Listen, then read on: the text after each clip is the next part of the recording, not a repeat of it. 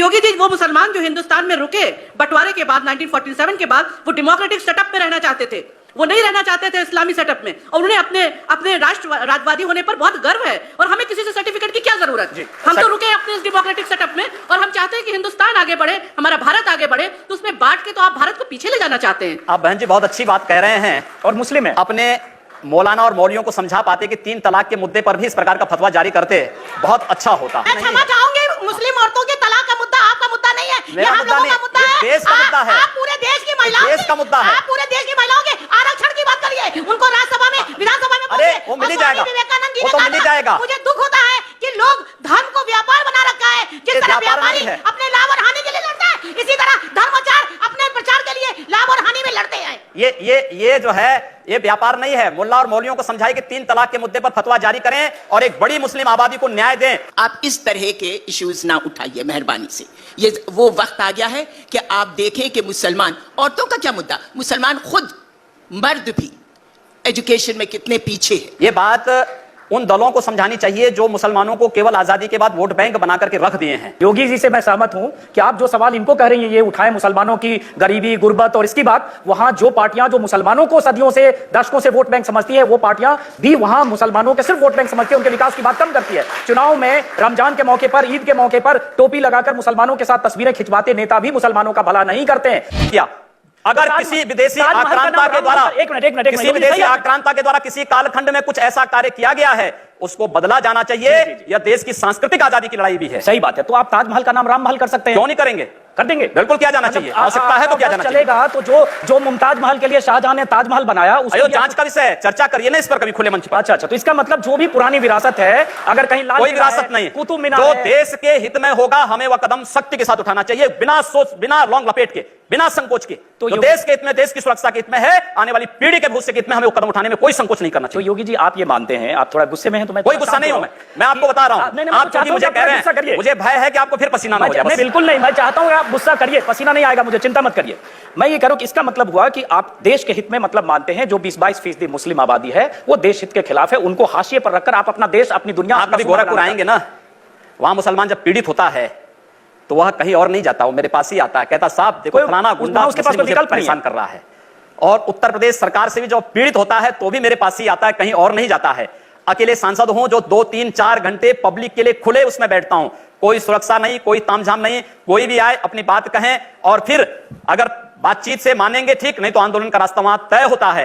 हर एक व्यक्ति की सुरक्षा और हर एक व्यक्ति का विकास आपको देखना गोरखपुर में जाकर के। एक बार इसको ये बोलेंगे, हर एक व्यक्ति मतलब हिंदू हो या मुसलमान, जो भारत का नागरिक है, जो भारत का नागरिक है वो हमारा नागरिक है, उसमें जाति मत और पंथ कहां की बात आती है? अरे मैं सनातन हिंदू धर्म का उपासक हूं, सनातन हिंदू धर्म का उपासक हूं, सर्वे भवन्तु सुखिनः सर्वे सन्तु निरामया की बात करता हूं।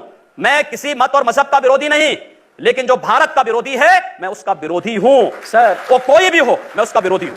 योगी जी ठीक है, तालियां बजाइए आप लोग। योगी जी, उर्दू बाजार को हिंदी बाजार बताना या बदलवा देना, उर्दू हमारी पहचान हिंदी से है या उर्दू से? मैं आपसे पूछना चाहता हूं, आप फिर मुझसे उर्दू में ही पूछिए। मेरी भाषा हिंदी है, मैं उर्दू नहीं जानता हूं। तो फिर लेकिन वहां के लोग भी हिंदी जानते हैं, मैं जानना चाहता हूं के नाम पर क्यों ना नाम रखें? सर सवाल तो मैं पूछ रहा हूं, जवाब आप देंगे। जिस दिन मैं आपकी तरह यहां आ जाऊंगा चुनाव लड़ने तो आप मुझसे पूछ लीजिएगा, आज मेरा दिन है। तो मैं ये पूछ रहा हूं कि योगी आदित्यनाथ जब पश्चिमी उत्तर प्रदेश में जिस ढंग से चुनाव प्रचार में जा रहे हैं, या पूर्वी उत्तर प्रदेश में जिस ढंग से आप चुनाव प्रचार करते हैं, और जाहिर है वहां आपकी फैन फॉलोइंग भी काफी है, क्या आपके दायरे में, आपकी राजनीति में मुसलमानों के लिए कोई जगह नहीं है? क्यों नहीं है? क्यों नहीं है? शाहनवाज हुसैन मेरे सबसे अच्छे मित्र हैं। अब डॉक्टर एपीजे अब्दुल कलाम को जब माननीय अटल बिहारी वाजपेयी जी ने राष्ट्रपति के लिए खड़ा किया था, सबसे पहला सांसद था जिन्होंने समर्थन किया था। भारत का मुसलमान डॉक्टर एपीजे अब्दुल कलाम बने, शाहनवाज हुसैन जैसा बने, पहला व्यक्ति रहूंगा जो समर्थन करेगा। लेकिन अगर यहां पर कोई ओसामा बिन लादेन को और औरंगजेब जैसे दुर्दांत लोगों को अपना आइकॉन मान करके भारत के अंदर पाकिस्तान का झंडा लहराएगा, तो फिर उनके उन विषैले फनों को सख्ती के साथ कुचलने के लिए भी सबसे पहले योगी आदित्यनाथ। यकीनन अगर भारत में कोई पाकिस्तान का झंडा लहराने की घटनाएं हुई हैं, करेगा, लेकिन ये कहकर आप पूरी आबादी को ये नहीं, पूरी आबादी की बात नहीं की भारत में पाकिस्तान पूरी आबादी की बात नहीं। एक बार हम सवाल लेते हैं। हाँ, आप जिन हिंदू हितों की बात कर रहे हैं उनमें से बहुत से हिंदुओं को, जैसे मैं भी हिंदू हूँ, बहुत से हिंदुओं को लगता है कि राम मंदिर की याद आप लोगों को सिर्फ चुनाव के वक्त आती है। तो क्या आपके लिए राम मंदिर का मुद्दा सिर्फ चुनाव लड़ने का एक जरिया है, मुद्दा है, या इसके बारे में आप लोग अभी कुछ करेंगे? नहीं, हम लोग करेंगे। मैं कल ही रायपुर में राम मंदिर का उद्घाटन करके आया हूं। भगवान राम का ननिहाल है और भगवान राम के ननिहाल में राम मंदिर का निर्माण हो चुका है, और ज्योतिषीय जो गणना है वो ये बताती है कि भगवान राम के ननिहाल में मंदिर का निर्माण अयोध्या में राम मंदिर के निर्माण का मार्ग प्रशस्त करेगा। लेकिन योगी जी जो उन्होंने सवाल, लेकिन तारीख नहीं बताएंगे। मंदिर भी बनेगा और समय आने पर तारीख भी बताएंगे। लेकिन योगी जी ये जो सही कहा उन्होंने सवाल पूछा कि राम मंदिर की बात चुनाव के ठीक पहले होने लगती है। जैसे अभी चुनाव की तारीखों का ऐलान हुआ, केशव मौर्य जो प्रदेश अध्यक्ष हैं उनकी तरफ से आ गया कि उत्तर प्रदेश में बहुमत की सरकार दो तो राम मंदिर बनाएंगे। जैसे बहुमत की सरकार मिलकर सब 2/3 विधायक जाकर वहां सीधे मंदिर बना देंगे। जब आपकी केंद्र में बहुमत की सरकार है, जब बड़े नेता बात करते हैं तो कानून तय करेगा, लेकिन जब चुनाव आता है तो आप हो या केशव मौर्य फिर राम मंदिर के धैर्य रखिए। मैं समझता हूं राज्य सरकार की बड़ी भूमिका है। 1986 में जब अयोध्या में राम जन्मभूमि का ताला खुला था तो कोर्ट ने राज्य सरकार से पूछा था कि लॉ एंड ऑर्डर को आप बना पाएंगे। राज्य सरकार ने लिख के दिया। मैं श्रद्धांजलि दूंगा स्वर्गीय वीर बहादुर सिंह जी को, जिन्होंने उस समय राम मंदिर के इश्यू को लेकर के, और स्वर्गीय प्रधानमंत्री श्री राजीव गांधी जी को, जिन्होंने 89 में अयोध्या से कांग्रेस के चुनाव प्रचार का शुभारंभ किया था। और मैं धन्यवाद दूंगा राहुल गांधी को कि राहुल गांधी अपने पिता का अनुसरण करते तो संभवतः कांग्रेस की दुर्गति नहीं होती। सवाल वो नहीं है स्वामी जी, सवाल ये है जैसे आपने कहा कि राज्य सरकार की भूमिका होती है, तो एक में सुन लीजिए, राज्य सरकार की भूमिका अगर होगी तो एक अमित शाह ने जो पार्टी के राष्ट्रीय अध्यक्ष हैं, उन्होंने कुछ देर पहले मैनिफेस्टो जारी किया, कुछ दिन पहले आप भी मंच पर थे। उस मैनिफेस्टो में बहुत सारे वायदे हैं, वही वायदे पूरा करते करते शायद 5 साल में पूरा ना हो, तो आप वो वायदे पूरा करेंगे जो मैनिफेस्टो में दिया, या जाकर मंदिर बनवाने जाएंगे वहां जहां कानूनी मामला कोर्ट में? मंदिर भी बनेगा और ये विकास के सारे कार्य भी होंगे। हमारा विकास कार्य जाति मत और मजहब से ऊपर उठ करके होगा, सबके लिए होगा, सबका साथ और सबके विकास की बात होगी। जब आप बोलते हैं ना योगी जी कि जात मजहब इन सब से ऊपर उठ के होगा, तो बहुत दिलचस्प लगता है, क्योंकि जब फिर आपके बयान पढ़ने लगते हैं तो लगता है जो आप बोल रहे हैं और जो आप पहले जमीन पे बयान देते हैं आप लोग और जो चुनाव के समय बोलते हैं, कितना फर्क है योगी जी। सबका साथ सबका विकास ये अगर है तो आप बोलते हैं, बनारस में आपने 2 साल पहले कह दिया था कि आपको अगर अनुमति मिले तो देश के सभी मस्जिदों के अंदर गौरी गणेश की मूर्ति स्थापित कर देंगे। हमने काशी विश्वनाथ मंदिर के परिप्रेक्ष्य में इस बात को कहा था। आप ज्ञान वापी में जाएंगे, ज्ञान वापी में वर्ष में एक बार हिंदुओं को पूजा करने की अनुमति मिलती है। मस्जिद के अंदर गर्भगृह में नीचे जो मंदिर था, पुराना काशी विश्वनाथ का मंदिर था। ये वर्तमान का जो मंदिर है काशी विश्वनाथ का, ये अहिल्याबाई होलकर जी ने बनाया था। लेकिन काशी विश्वनाथ का जो मुख्य मंदिर था ज्ञान वापी मस्जिद उसी के ऊपर बनी हुई है, क्योंकि आप पूरे ज्ञान वापी के चारों तरफ देखेंगे सभी हिंदू देवी देवताओं की मूर्ति लगी हुई है। सारा जो आर्किटेक्ट है वो सब वही प्राचीन है। योगी जी मुझे लगता है ये जो उकसावे की राजनीति है ना, इस राजनीति से कहीं न कहीं कई बार मोदी भी दूर हटना चाहते हैं, और आप लोगों के खासतौर से उकसावे की राजनीति, उकसावे के बयान, इसलिए कई बार प्रधानमंत्री मोदी ने भी नसीहत दी है कि बीच बीच में लोग ऐसे बयान देकर एजेंडा को डिरेल कर देते हैं, तो उन नसीहतों का भी कोई फर्क नहीं पड़ता है आप लोगों पे? मैं नहीं समझ पा रहा हूं कि आखिर जहां पर बहुसंख्यक समाज को मारा जा रहा हो या उनको पलायन करने के लिए मजबूर किया जा रहा हो, स्थानीय राज्य सरकारें निकम्मी होकर के इन सब बातों की अनदेखी कर लें, अनसुनी कर दें, तो फिर वहां पर पब्लिक की जिम्मेदारी क्या बन जाती है? मुझे तो लगता है कि आपका वक्तव्य ऐसे लगता है जैसे आप चाहते हैं कि कश्मीर की तरह सब लोग पलायन करके भाग जाओ। जी नहीं, मैं सरकार और सिस्टम को तोड़कर कोई आदमी कानून अपने हाथ में डंडे से, सरकारें जिस तरीके से उत्तर प्रदेश के अंदर पिछले 14 वर्षों से चली हैं, आप कोई व्यवस्था लागू करते हैं, कहते हैं कि साहब कन्या विद्याधन लागू करेंगे, लेकिन साहब नहीं मुस्लिम कन्याओं को मिलेगा, हिंदू कन्याओं को नहीं मिलेगा। हम विकास के लिए पैसा देंगे, कब्रिस्तान के लिए पैसा देंगे, आखिर शमशान घाटों के लिए दे दो।